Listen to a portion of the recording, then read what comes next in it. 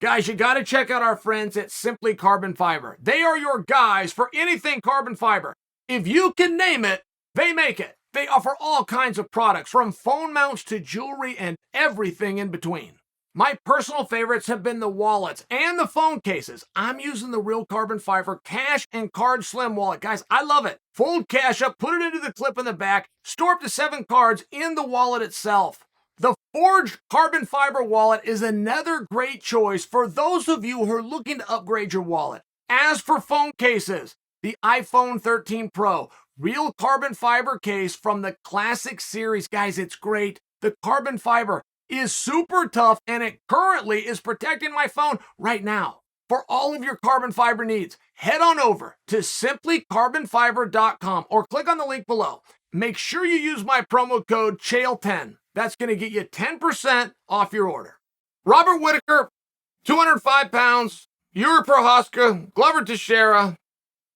How do these tie together? Well, I thought Yuri was fighting Glover, right? I mean, I remember the whole sweepstakes. I talked about it every day. Not one of those light heavyweights did a damn thing right, except for Anthony Smith, but he ends up getting a broken leg. He gets disqualified. I mean, it was a mess. It was a fumbling mess of watching the light heavyweights let somebody else decide their career. I mean, I talk about it every day. I just break it. Okay, great.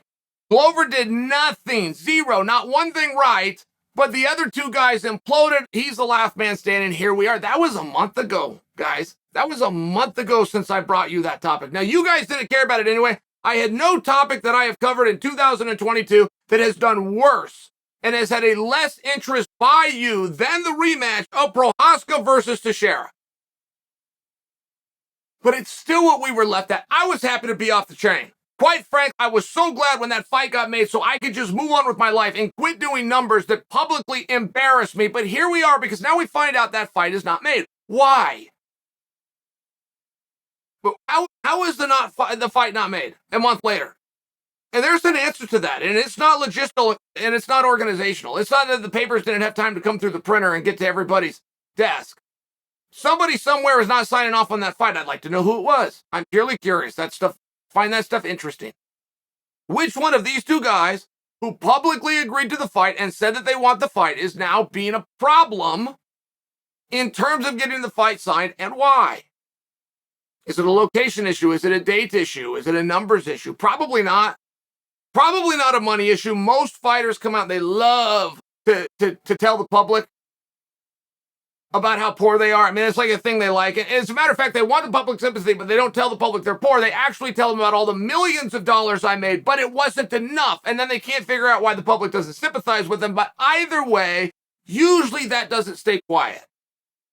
But here we are still left with, it looks like Glover, it looks like his opponent is Yuri, and we have absolutely no date set. As a matter of fact, we don't even have a contract signed. All right.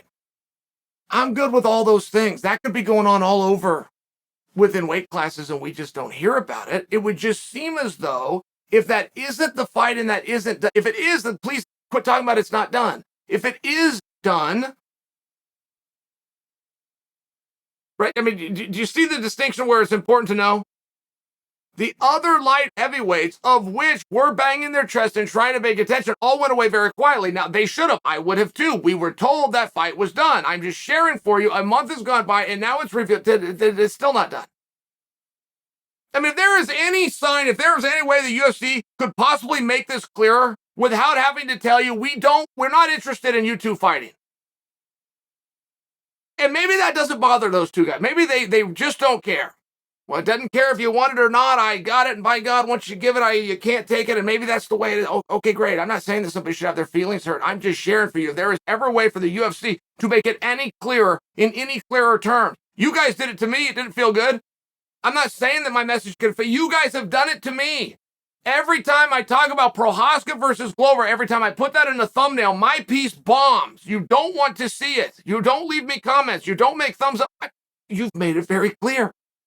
So I did what I should do. I quit forcing you to hear me talk about a subject that you don't care about. But now we're told that maybe it's not done. And where does Robert Whittaker fit into that? Does he? Robert Whittaker came out this week. I don't know if we were supposed to tongue-in-cheek. I don't know if Whittaker He's got a history of doing that at press conferences. Sometimes he's just having fun. He's just answering questions. I don't know how serious we are to take his comment, but he did say that he would like to go at 205. Now, I clung to that because I want Robert Whittaker at 205. I want Paulo Costa at 205. I see a very clear path for both of them. But when and if Whittaker's going to go to 205 pounds matters. Like, let me just give you guys an example. Guys have a hard time changing weight classes, right? You come into an organization, but you come for this weight class. We need X bodies, we need X number, and we need you over here. Is that all agreed to? Great, sign here and off we go. So if you're looking to amend or change that, historically speaking, that's not a problem if you come off a loss. It wouldn't matter if you were the champion. It wouldn't matter where you are on that roster. If you just got beat, now is the time to step into a different class. And it seems as though that any speed bumps you might run into along the way get sanded down when you're coming off of a loss, when you're coming off a win, when you're a reigning champion. Volkanovski's dealing with it right now, just by example. Very hard to move divisions. Whittaker's plan, and again, I'm taking words that he said literally that I have a pretty good historical reference that I should not be taking literally. But he says, I'm going to beat Marvin Vettori. I'm then going to use that. I'm going to go up to 205 pounds. I think he might have a hard time if he gets a win. Whittaker gets a win.